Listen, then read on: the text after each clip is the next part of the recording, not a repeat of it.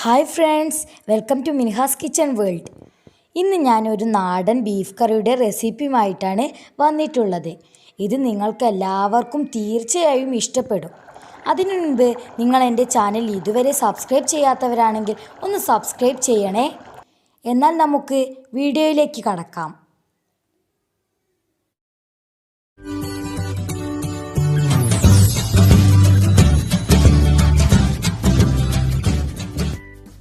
ഞാൻ 1/2 കിലോ ബീഫാണ് ഇവിടെ ഉണ്ടാക്കുന്നത്. ബീഫ് നന്നായി കഴുകിയതിനു ശേഷം അതിലേക്ക് 1/2 ടീസ്പൂൺ കുരുമുളക് പൊടി, 1 ടീസ്പൂൺ മുളക് പൊടി, 1/2 ടീസ്പൂൺ മഞ്ഞൾപ്പൊടി, ആവശ്യത്തിന് ഉപ്പ്, ഇവയെല്ലാം കൂടി ഒന്ന് മിക്സ് ചെയ്ത് ആദ്യം നമുക്ക് കുക്കറിലിട്ട് പകുതി ഒന്ന് വേവിച്ചെടുക്കണം.